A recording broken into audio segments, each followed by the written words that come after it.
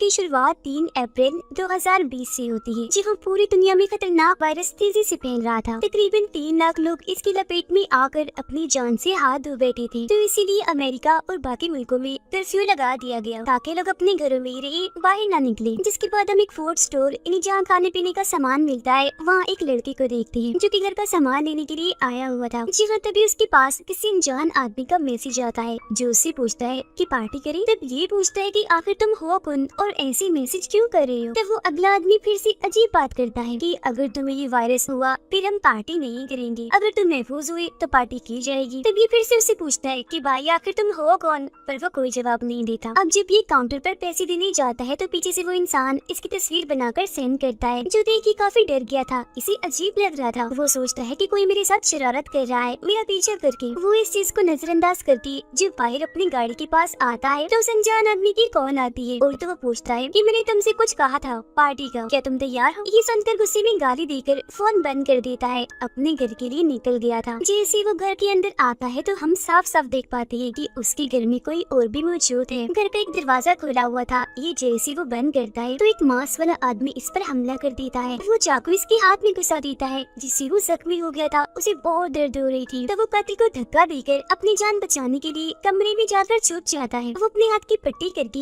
एक baseball bat लेकर बाहर जाता है उसका सामना करने के लिए। वो उसे ढूंढने लगता है पर तभी पीछे से वो कातिल आकर उसे पकड़ लेता है। वो उसका गला ही काट देता है, जिससे उसकी मौत हो जाती है। अब यह सवाल उठता है कि वो कातिल कौन था। इस सवाल का जवाब हमें आगे मिलेगा। फिर हमें कुछ दिनों के बाद की कहानी दिखाई जाती है। हम एक लड़की को देखते हैं जिसका नाम पार्कर था। इंटरनेट बहुत ज्यादा इस्तेमाल करती थी, फेसबुक, इंस्टा, हर जगह पर पोस्ट डालती रहती थी। कर्फ्यू की वजह से वो अपने घर रह रही की तंग आ गई थी, तो छुट्टियां मनाने के लिए वो अपने दोस्त के साथ जाने वाली थी। जाने से पहले वो अपनी तस्वीर बनाकर पोस्ट डाल देती है। डिटेल्स में वो जगह का नाम भी डाल देती है जहाँ वो जा रही थी। दोनों जब वहाँ पहुँचती है तो उसकी दोस्त जिसका नाम मेरी था, वो उसका आलीशान घर देखकर काफी हैरान रह जाती है। कहती है कि छुट्टियां गुजारने के लिए तुम्हारा घर एकदम जबरदस्त है, ये बहुत ही बड़ा है और खूबसूरत भी है, जो मुझे बेहद पसंद आया। जिस पर पार्कर जवाब देती है कि काफी सालों पहले मेरे डैड ने ये घर खरीदा था और मैं अपने दोस्तों के साथ यहाँ आती रहती हूँ छुट्टियां मनाने के लिए। तभी पार्कर के पास भी अनजान नंबर से मैसेज आता है कि क्या तुम फन कर रही हो, इन्हीं मजे एंजॉय कर रही हो। जिस पर पार्कर भी उसे पूछती है कि आखिर तुम कौन हो, पर बदले में वो इंसान कोई जवाब नहीं देता। तो ये दोनों दोस्ती झील के पास चली जाती है, जो वो अनजान शख्स फिर से उसे मैसेज करता है कि मैं जानता हूँ तुम और तुम्हारी दोस्त झील के पास एंजॉय कर रही हो। ये देखकर पार्कर काफी हैरान रह जाती है, सोचती है कि आखिर ये कौन है जो हमारा पीछा करते करते यहाँ आ गया है और अब हमें देख भी रहा है। वो इस बारे में अपनी दोस्त मेरी को भी बताती है, जिस पर वो जवाब देती है कि ये बात तो काफी अजीब है, मुझे तो लगता है कि ये हमारा दोस्त है जो हमारे साथ मजाक कर रहा है।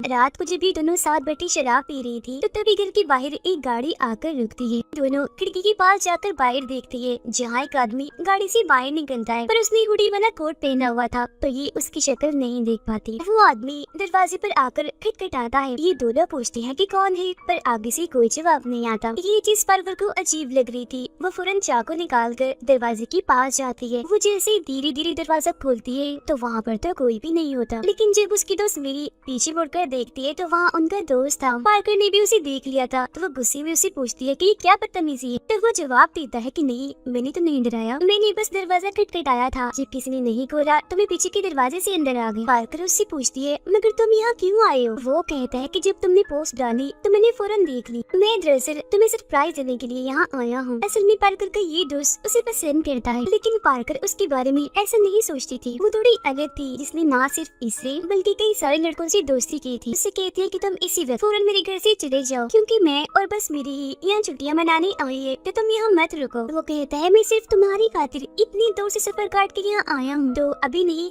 कल सुबह चला जाऊंगा। जिस पर पार्कर उसे सिर्फ आज रात यहाँ गुजारने की इजाजत दे देती है। वो बोर हो रही थी, इसलिए बेसमेंट में जाकर डांस करने लगती है, जिससे वो काफी थक गई थी। उसका दोस्त पार्कर को रोककर एक वीडियो दिखाता है जो उसने इंटरनेट पर डाली थी, जब वो लड़की के साथ थी जिससे वो पार्टी में मिली थी। वो पूछता है कि ये लड़का कौन है और इससे तुम्हारा क्या रिश्ता है। पार्कर कहती है वो दरअसल मुझे लड़का अच्छा लगा था पार्टी में, तो इसलिए मैंने इससे दोस्ती करनी। जिसमें वो कहते हैं ये गलत चीज है, आखिर कब तक ऐसा करती रहोगी, मैं तुमसे शादी करके इन सब चीजों से तुम्हें दूर करना चाहता। पार्कर जवाब देती है कि ऐसा कभी नहीं हो सकता जो तुम सोच रहे हो, मैं तुम्हें बस अच्छा दोस्त मानती हूँ, इससे बढ़कर कुछ भी नहीं। इतना कहकर वो यहाँ से चली जाती है और उसके दोस्त को बहुत बुरा लगता है। वो दुखी हो गया था। कुछ देर बाद वो दरवाजा खोलकर अपनी गाड़ी के पास आता है जरूरी सामान लेने के लिए। जी हाँ, तभी हम उसके पीछे मास्क मैन को देखते हैं जो कातिल था, और वो चुपके से दरवाजा खुला देकर घर के अंदर घुस जाता है। तो यहाँ पता चलता है कि जो मैसेजेस पार्कर के पास आ रहे थे वो ये मास्क मैन ये कातिल ही कर रहा था। पार्कर का दोस्त अपना सामान लेकर वापस अंदर आता है और दरवाजे को लॉक बंद कर देता है, जिसके बाद तीनों ही अपनी अपनी जगहों पर जाकर सो जाते हैं। पार्कर जब सो रही थी तो उसके कमरे में वो मास्क मैना कातिल आता है जो उसका मोबाइल चुरा कर अपने साथ रख लेता है। ऐसे ही वो फिर उसके दोस्त के कमरे में जाकर उसका मोबाइल भी ले लेता है। आधी रात को जब उसकी दोस्त की आंख खुलती है तो वो ये देखकर काफी हैरान रह जाता है कि मेरा मोबाइल यहाँ से गायब है। उसे अजीब लग रहा था कि भला ऐसा कौन कर सकता है। तो वो नीचे आकर पूरे घर में अपना मोबाइल ढूंढने लगता है। पार्कर भी जाग गई थी। वो भी जब देखती है कि उसका मोबाइल गायब है तो सोच में पड़ जाती है कि भला ये किसका काम है, मेरा मोबाइल कौन ले सकता है। वो अपने नीचे जाने लगती है तब उसका दोस्त रास्ते में ही उसे पकड़ लेता है। वो कोई शोर न करे उसके मुंह पर हाथ रख लेता है और फिर आहिस्ता से उसे बताता है कि गौर से मेरी बात सुनो, हम तीनों के अलावा घर में कोई चौथा आदमी भी है जो बिन बुलाए यहाँ आ गया है, जो खतरनाक है, मास्क पहना हुआ है और उसके पास चाकू भी है। मैंने उसे घर में घूमते हुए देखा है। तो अब तुम ऐसा करो, चाबी लेकर बाहर गाड़ी में जाओ, मैं मेरी को जगा कर उसे भी भेजता हूँ ताकि वो तुम दोनों को कोई नुकसान न पहुँचाते। ये सुनकर पार्कर उसकी गाड़ी की चाबी देती है और खिड़की से बाहर आ जाती है। गाड़ी में बैठकर फिर वो दोनों के आने का इंतजार करने लगती है। खिड़की से वो देखती है कि वो मास्क पहना आदमी मेरे के कमरे में है और चाकू से बस उसे मारने ही बना है। अब इससे पहले वो चाकू से उस पर वार करता उनका दोस्त आकर कातिल को रोक देता है। वो फिर कातिल से लड़ने लगता है। तब तक मेरी भी जाग गई थी तो उनका दोस्त कहता है कि जल्दी करो, भागो यहाँ से, बाहर गाड़ी में जाकर बैठो। तो वो ऐसे ही करती है, फौरन भागकर गाड़ी की तरफ जाने लगती है। दोनों लड़कियां गाड़ी में बैठकर अपने दोस्त की आने का इंतजार करने लगती है। कातिल से लड़ने के बाद वो वहाँ से भागने लगता है तो कातिल चाकू से काफी बुरी तरह उस पर वार करता है, जिससे वो काफी जख्मी हो गया था। उसका खून बहने लगता है। उधर तभी दरवाजा खुलता है। दोनों लड़कियां देखती है कि उनका दोस्त बाहर आ रहा है। ठीक नहीं है, वो बहुत जख्मी है। वो जब उसके पैरों की तरफ देखती है तो दंग रह जाती है क्योंकि वो हवा में लटका हुआ था। तभी फौरन उसके पीछे कातिल भी निकल कर आता है। लड़कियां ये देखकर काफी डर जाती है कि कातिल ने उसकी पीठ पर एक भाला घुसाया हुआ है और उसके जरिए ही वो हवा में लटक रहा है। अब जाहिर है उसे इतनी तकलीफ थी कि वो वहीं पर ही अपना दम तोड़ देता है। दोनों की डर से चिल्लाने लगती है और गाड़ी लेकर वहाँ से भागने लगती है। और उस चालाक कातिल ने उनकी गाड़ी की सारे टायर पंचर कर दिए थे तो वो यहाँ से नहीं निकल पाती। लेकिन बेकाबू होकर गाड़ी एक पेड़ से आकर टकरा जाती है। उनका एक्सीडेंट हो गया था। गाड़ी जैसे ही रुकती है वो कातिल सामने आ चुका था। एक तीर से उन पर हमला कर देता है। तो ये दोनों लड़कियां जल्दी से गाड़ी से उतरकर भागती है और वापस घर के अंदर आ गई थी। वो ऊपर वाले कमरे में जो सीढ़ियों के सामने था वहाँ जाकर छुप जाती है और दरवाजे को मजबूती से बंद कर देती है। पर तभी वो कातिल भी यहाँ आ गया था। दरवाजा पीटने लगता है। दरवाजा खोलकर वो जैसे अंदर आने की कोशिश करता है तो पार्कर उसे धक्का देती है। वो सीढ़ियों से नीचे गिर जाता है और इस दौरान उन दोनों को मौका मिल गया था यहाँ से भागने का। पार्कर खिड़की तोड़ देती है और यहाँ से निकलकर छत की तरफ जाने लगती है। वो अपनी दोस्त को कहती है कि तुम भी मेरे पीछे पीछे आओ। पर जब मेरी वहाँ से गुजर रही थी तो खिड़की से कातिल उसे पकड़ लेता है। वो जोर से उसे धक्का देता है जिससे वो नीचे जाकर गिरती है। उस बेचारी की टांग टूट गई थी। काफी तेज खून बहने लगता है। बहुत जख्मी थी। उसकी हालत खराब होने लगती है। नीचे आकर पार्कर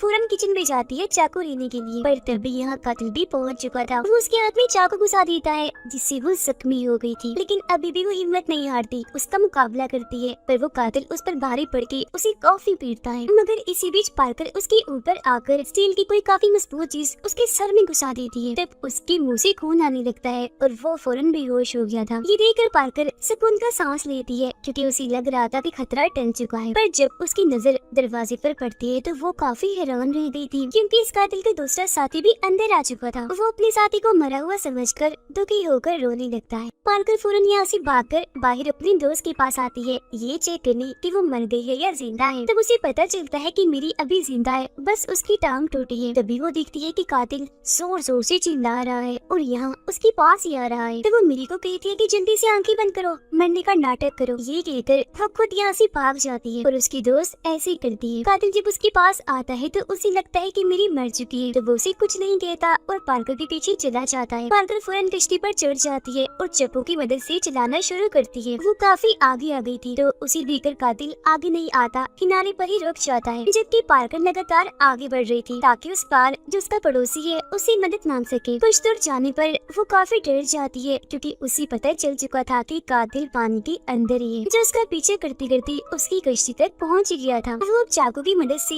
नीचे से हमला करने लगता है, जिससे कश्ती में छेद पड़ने लगती है और एक बार पर आकर चाकू पार्कर के हाथ की आर पार हो जाता है, जिससे उसे बहुत दर्द होती है। इसीलिए वो पानी में कूदकर वहाँ से भागने लगती है। भाग के वो फौरन अपने पड़ोसी के घर तक पहुँच गई थी और अंदर भी घुस जाती है, जहाँ तभी उसका पड़ोसी गन लेकर आता है और उसे पूछता है कि तुम घर के अंदर क्यों घुस आई हो, आखिर तुम कौन हो। जिस पर वो घबराते हुए जवाब देती है, अंकल मैं पार्कर बेचाना नहीं, बचपन में आपकी बेटी के साथ खेला करती थी। आपकी पड़ोसन एक कातिल मेरे पीछे पड़ा हुआ है, तो फौरन आप पुलिस को कॉल कर दीजिए प्लीज। वो आदमी अब जैसे ही पुलिस को कॉल करने के लिए जाता है तो कातिल सामने से आकर उस आदमी को ही मार डालता है। उसकी गन लेकर वो पार्कर पर चिल्लाने लगता है, पर एक भी गोली उसे नहीं लगती। वो जल्दी से खिड़की के जरिए बाहर आती है और वहाँ से भागने लगती है। उधर मेरी अपनी टूटी हुई टांग के साथ जैसी तैसी घर के अंदर आ चुकी थी। वो कुर्सी को तोड़कर लकड़ी से अपनी टांग को सहारा देने की कोशिश करती है। वो फिर उस पर पट्टी लगाकर एक किस्म का प्लास्टर बना लेती है। तभी वो देखती है कि मांस वाला कातिल जो बेहोश पड़ा हुआ था उसे होश आ गई है। वो भी मेरी को देख लेता है और पकड़कर मारने की कोशिश करता है, पर तभी वो अपने साइड में पड़ा हुआ चाकू उठाकर इस कातिल के गले में घुसा देती है। उसको बहुत तेजी से खून निकलने लगता है और इस कातिल की मौत हो जाती है। पार्कर भागती हुई जैसे सड़क पर आती है तो दूसरा कातिल जो उसका पीछा कर रहा था उसे पकड़ लेता है, लेकिन तभी पार्कर उसके सर पर वार करती है, जिससे वो बेहोश हो गया था। वो फिर उठती है, आगे बढ़ने लगती है और सामने से आने वाली गाड़ी को रोक लेती है। उस गाड़ी में एक बड़ी औरत थी जो उससे पूछती है कि क्या हुआ तुम्हें, तुम ठीक तो हो। तब पार्कर उसे सारी बात बता देती है और मदद मांगती है कि मुझे गाड़ी में बैठा लीजिए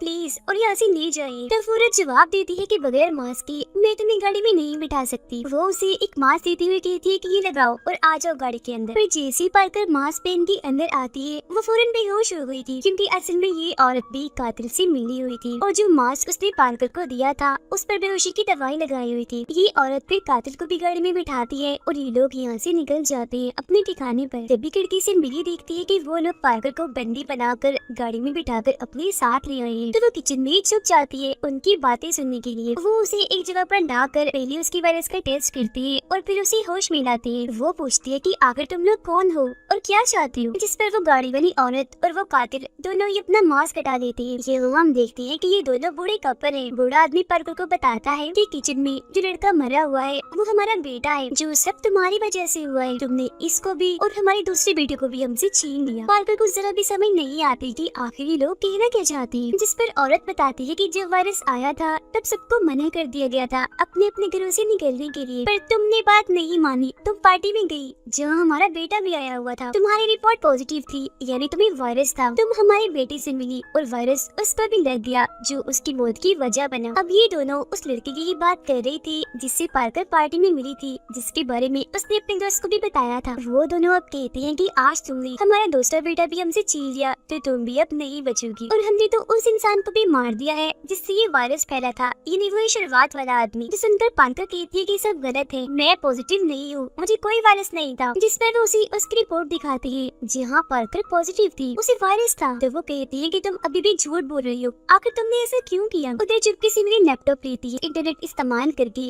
पुलिस को मदद के लिए मैसेज भेजती है, पर उसका मैसेज पुलिस को नहीं जाता। इसीलिए वो अपने डैड से रब्ता करने की कोशिश करती है। बूढ़े आदमी को महसूस हो गया था कि कोई वाईफाई इस्तेमाल कर रहा है, तो वाईफाई की तारों को काट देता है। उसे शक होने लगता है। वो जाता है चेक करने जहाँ मेरी थी ही नहीं, मेरी बूढ़ी औरत के पीछे थी। उसके हाथ में औजार था। बूढ़ी औरत पर हमला कर देती है और ये दोनों उसे खिड़की से नीचे फेंक देती है। वो औरत बेहोश हो गई थी और अभी यहाँ से भागने लगती है। बूढ़ा आदमी जो वापस अंदर आता है तो अपनी बीवी को ऐसे देखकर उसे बहुत गुस्सा आने लगता है। तो वो दोनों के पीछे जाता है उन्हें जान से मारने के लिए, लेकिन मेरी चाकू से उसका पैर काट देती है। पार्कर भी सामने आकर उसे धक्का देती है, जिससे वो नीचे जाकर गिरता है। एक तेजधार औजार उसकी आर पार हो गया था, जिससे बूढ़े आदमी की वहीं पर मौत हो जाती है। जिसके बाद ये दोनों घर से बाहर आती है और गैराज की तरफ जाने लगती है जहाँ ये गाड़ी थी। उसे चलाने की कोशिश करती है तो देखती है कि उसमें तो पेट्रोल ही नहीं है। तब पार्कर जैसे ही पेट्रोल लेने घर के अंदर जाती है तो बूढ़ी औरत एक कुल्हाड़ी से उस पर हमला कर देती है। वो उसे जान से मारने वाली होती है कि तभी पीछे से मिली आकर